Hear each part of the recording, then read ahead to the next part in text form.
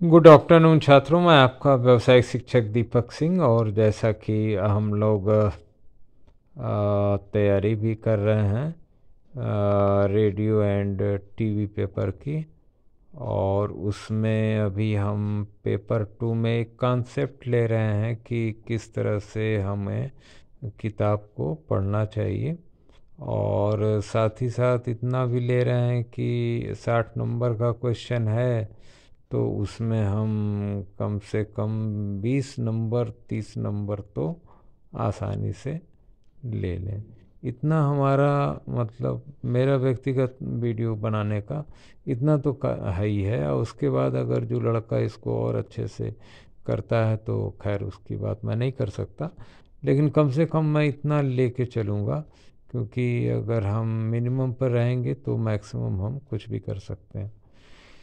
तो बाकी जिसकी जैसी अपनी सोच है वो अपना पढ़ाता होगा, लेकिन मैं अपने जो अपने धीरे धीरे सीखते सीखते हमने आप लोगों के साथ, तो अगर लाइक वगैरह कर देते हैं, कमेंट वगैरह, तो आपने अभी एक छात्र ने कमेंट किया, तो मैं निश्चित रूप से लगभग हर पेपर को कवर करने की कोशिश करूँगा। तो इसमें देखिए मैंने पहला कवर कर ही दिया, आपको एक आइडिया दे ही दिया, और उसको आप देख के समझ सकते हैं। इस साल के इम्पोर्टेंट समझ लें चाहे जो समझ लें, तो वो भी आपका एक तरह से है। दूसरा, मैं सेकंड पेपर में हूँ, तो उसमें मैंने आपको विद्युत में एक वीडियो दे दिया, जिसमें वो आपने सुना देखा जो भी आप है। तो मुझे तो सिर्फ आपको हर साल कुछ ना कुछ उसमें नए तरीके से, एक क्रिएटिव तरीके से दे देना होता है। तो ये हमारा है। इसमें समय मान लीजिए 20 मिनट तो लग ही जाता है। देखिए एक पेपर है 60 नंबर का है, 20 नंबर बताना है, तो कम से कम 20 25 मिनट तो लग जाना है। तो आप कान में डाल के आप सुनिए। और मैंने आपको जो है दूसरा पेपर विद्युत और चुंबक में, तो विद्युत में मैंने आपको धारिता बताया था, और अब आते हैं चुंबक पे। अगर हम तो चुंबक का देखें तो आप यहाँ पे विद्युत चुंबक, तो यहाँ आपका गतिशील आवेश, चुंबकीय क्षेत्र, और आपका इसके अंदर डीसी मोटर जो आप चला रहे हैं आजकल बहुत ज़्यादा, और उसका सिद्धांत वगैरह, और साथ में आपका ट्रांसफार्मर और प्रेरण, और फैराडे साहब का, लॉरेंस साहब का नियम कानून। तो ये सब देख के लगता है कि विद्युत चुंबक में भी जो है 20 नंबर तो खैर अपनी जगह, और ज़्यादा लिया जा सकता है। तो आइए देखते हैं इसके अंदर। और तीसरे पेपर में तो आपका मान लीजिए बेसिक इलेक्ट्रॉनिक्स है, तो उसको आगे देखा जाएगा पेपर 3 में। तो अभी आइए देखते हैं पेपर 2 में। तो पेपर 2 में अगर हम आएंगे, सॉरी, इसके पेपर 2 के विद्युत चुंबक में, तो उसमें हम कुछ चीज़ें देखें जो कि हमें जाननी चाहिए, जैसे कि अमीटर। तो अमीटर क्या है? तो अमीटर क्या है तो साहब, ये धारा को मापता है, और इसे हमेशा श्रेणी क्रम में लगाते हैं, समांतर क्रम में नहीं लगाते हैं। और अगर अगर इसको किसी धारा मापी की कुंडली में कि अगर समानांतर क्रम में एक कम प्रतिरोध का शंट तार जोड़ देने पर वह अमीटर बन जाता है। तो इस तरह से आप अमीटर भी बना सकते हैं। तो ये अमीटर होता है, हमेशा श्रेणी क्रम में लगता है, और इसका धारा का मापता है, और इसमें जो है प्लस माइनस का चिन्ह भी लगे होते हैं। और वोल्ट मीटर होता है जो हमारा विभव नापता है, और ये जो है विद्युत परिपथ में दो विभवांतर के बीच में वोल्टेज की मात्रा को मापने के लिए तो वोल्ट मीटर का हम प्रयोग करते हैं। तो ये हमारा वोल्ट मीटर है। ये आपसे पूछता है वोल्ट मीटर क्या है। अब आपका डीसी मोटर का इलेक्ट्रिक डायरेक्ट डीसी मोटर का सिद्धांत क्या है? तो ये जो है आपका विद्युत ऊर्जा को यांत्रिक ऊर्जा में बदल देता है। जैसे घर में आप मोटर चला ही रहे हैं तो वो आपका पानी निकालने वाला काम हो ही रहा है। तो वो मोटर आपका देखिए दो ठो चुंबक के बीच में एक आर्मेचर रहता है। वही आर्मेचर की चार दशाएं होती हैं, 0 डिग्री, 90 डिग्री और 180, 270 और फिर 360। मतलब चार पूरा ये घूमता है और इसके घूमने से हमारा बिजली का बनती है। और ये आपका चित्र आप देखें, और ये बैटरी से भी आप इसको चला सकते हैं। तो क्योंकि डीसी मोटर है इसलिए बैटरी से चलेगा। तो ये एक छोटा सा सवाल बन जाता है आपका। उसके बाद आगे एम्पियर जो है आपका धारा का मात्रक है। और किसी भी कुंडली के चारों तरफ अगर तार लपेट दें आप और उसमें धारा प्रवाहित करें तो उसके तरफ एक चुंबकीय क्षेत्र उत्पन्न होता है। और तार के चारों तरफ उसे हम चुंबकीय क्षेत्र कहते हैं। आप देखे होंगे बड़े बड़े हाई वोल्टेज के तारों में आदमी को खींच लेता है तार, तो वो उसका चुंबकीय क्षेत्र होता है। तो चुंबकीय क्षेत्र, इसे ही चुंबकीय क्षेत्र आप कहेंगे। इसका मात्रक आपका वेबर होता है, वेबर प्रति मीटर स्क्वायर। तो चुंबकीय क्षेत्र क्या है और इसका अर्थ क्या है ये आप अच्छी तरह से जान लें। और उसके बाद आगे बढ़ें तो इसके अंदर आप जो है देखें, जो 20 नंबर मैंने अपने तरफ से सोच के रखा कि मैं उसी पर रहूँगा। और कहने को तो बहुत कुछ कहा जा सकता है। और देखिए एक यहाँ भी एक सिद्धांत आपको मिलता है। और पृथ्वी के चुंबकीय क्षेत्र के घटक जो होते हैं दो प्रकार के होते हैं। एक क्षैतिज घटक होता है, एक ऊर्ध्वाधर घटक होता है। और जिसे क्षैतिज घटक को आप एच में दिखाते हैं और ऊर्ध्वाधर घटक को आप वी में दिखाते हैं। और टैन थीटा को आप जो है वी बटा एच, टैन थीटा बराबर वी बटा एच, इसी थीटा को हम नमन कोण कहते हैं। तो अक्सर पूछ देता है नमन कोण क्या है, तो वही टैन थीटा वी बटा एच। तो वी क्या है आपका पृथ्वी का चुंबकीय क्षेत्र का क्षैतिज घटक और ऊर्ध्वाधर घटक। तो इसी के अनुपात को हम जो है नमन कोण थीटा से दिखाते हैं। तो ये आगे बढ़े हम। और उसके बाद आ जाते हैं प्रेरण क्या है। तो सही बात है, प्रेरण में हम जो है आपका एक अन्योन प्रेरण है अगर आपका।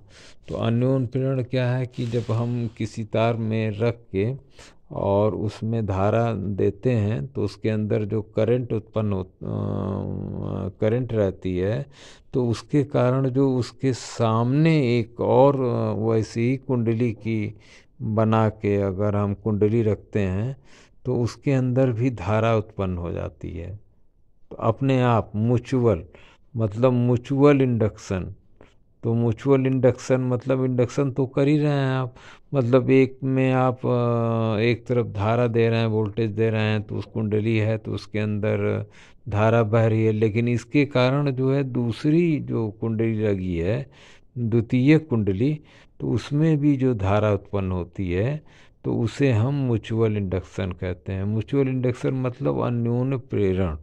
तो अन्योन्य प्रेरण का मतलब यही अन्योन्य प्रेरण के सिद्धांत पर हमारा ट्रांसफार्मर काम करता है। और इसके अंदर एसी ट्रांसफार्मर है चूँकि हमारा, तो ट्रांसफार्मर एसी पे काम करता है, डीसी पे काम नहीं करता। क्योंकि एसी में जो है आवृत्ति होती है और डीसी में आवृत्ति नहीं होती है। बड़ा सीधा सा सवाल है, आपसे पूछ लेता है। और इसमें आप समझिए कि ट्रांसफार्मर आपका एक ऐसा बहुत अधिक महत्व है। इसका चित्र भी आप देखें तो ये देखिए एसी मेंस है आपका, और एसी प्राथमिक और द्वितीय कुंडली है। और इसी में आपका जो है स्टेप अप और स्टेप डाउन। तो आपके गांव में जो लगा है वो स्टेप डाउन लगा है। तो 440 वोल्ट को 220 वोल्ट बनाता है। तो स्टेप डाउन का मतलब हो गया कि सेकेंडरी में अगर n है संख्या n1 n2, तो सेकेंडरी में आप n2 मान लें तो वहाँ पर स्टेप डाउन में सेकेंडरी में कम है, मतलब प्राइमरी में ज़्यादा है।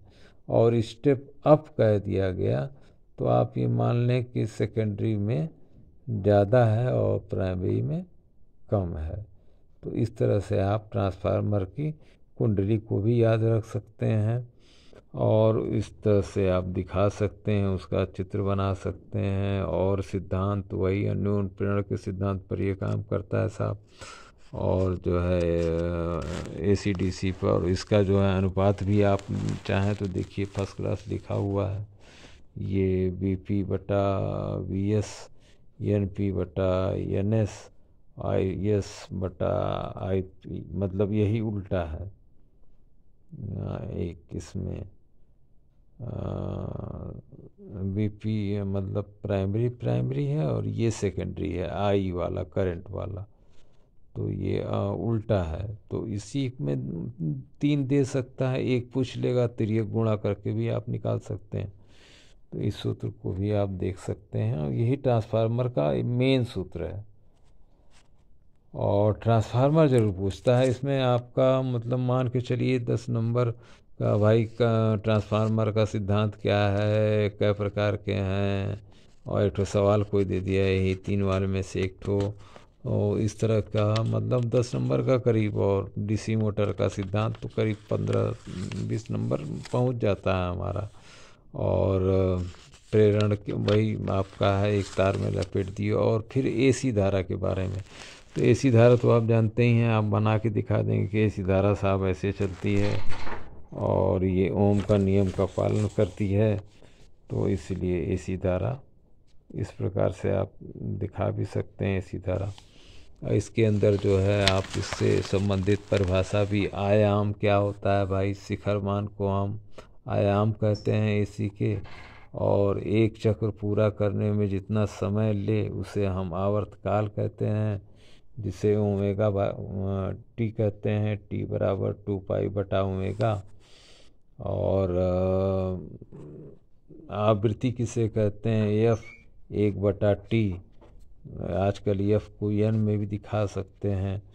तो जितनी साइकिल पूरा करती है उसे हम धारा की आवृत्ति कहते हैं। तो ये भी आप हर्ट्ज में, अक्सर आप बल्ब में लिखा देखते होंगे 220 वोल्ट 50 हर्ट्ज। तो वो हर्ट्ज क्या है, 1 सेकंड में। तो ये आपका AC।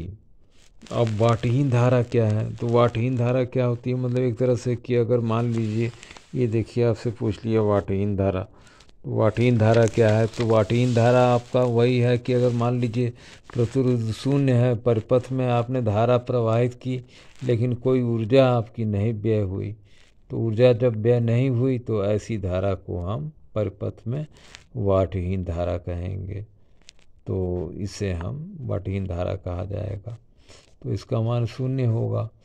तो ये आप छोटा मोटा चीज़ें इस तरह से 20 नंबर का लगभग आपका इस तरह आ सकता है। मैं लंबा नहीं करना चाहता वीडियो को।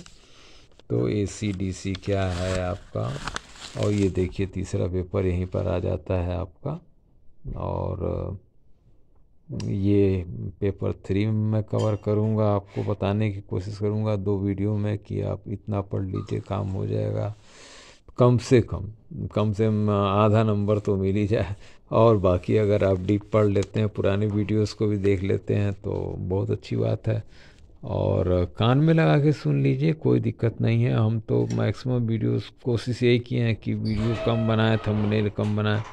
कान में लगा के सुन लीजिए, आपके समझ में आ जाए वही बहुत है। और बाकी तो आजकल ChatGPT, AI और क्या क्या आजकल जेमिनी वेमिनी सब आ गया, मैं सबका प्रचार कर रहा हूँ। तो इन लोगों को से भी आप पूछ सकते हैं कि साहब ये टॉपिक है, इसका उत्तर बता दो। तो ये भी है। और ट्रांसफार्मर पर ज़रूर आप रहिएगा, और ट्रांसफार्मर ज़रूर आपसे पूछ लेगा, और DC मोटर का सिद्धांत पूछ लेगा, और धारा AC/DC धारा के बारे में पूछ लेगा, चुंबक के बारे में पूछ लेगा। तो ये सब चीज़ें आप थोड़ा सा ध्यान में रखिएगा। और पेपर 2 आपका पेपर 3 में भी है, तो तृतीय पेपर में भी आप देखेंगे तो वही धारित्र और प्रतिरोध सब आ जाता है, तो अर्धचालक और चालक भी आ जाता है।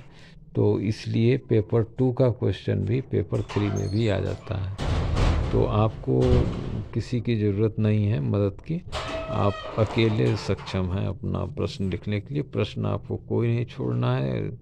सेकंड में भी आपको करीब 22-23 क्वेश्चन मिलते हैं। हर प्रश्न को ज़रूर करिए और साफ सुंदर करिए, और फालतू का एक प्रश्न को 2 बार लिख के आप टीचर को जांचने वाले को कमज़ोर मत समझिए, और अपना जो आ रहा है उतना लिखिए, जितना 1 स्टेप 2 स्टेप 3 स्टेप जो भी आ रहा है उससे संबंधित उस पेपर में उतना ज़रूर लिखिए। बहुत बहुत धन्यवाद, और अगले वीडियो में मिलते हैं। तीसरे वीडियो में हम लोग उसमें समझने की कोशिश करेंगे कि पेपर 3 में हमें किस तरह से अपनी तैयारी करनी चाहिए, और चाहे AI चैट GPT जो भी है आपके पास, और क्लास में टीचर भी है, तो आप अपनी तरफ से बहुत अच्छी तरह से समझ के और आगे बढ़ जाएं, और आप तैयारी करें। थोड़ा कंप्यूटर टाइपिंग की भी शिक्षा ले लें। आप लाइब्रेरी वगैरह तो जाते ही होंगे, कंप्यूटर टाइपिंग मेरी तरफ से एक राय है आपको, और क्योंकि व्यावसायिक शिक्षा को ये और मजबूत बना देती है आपकी।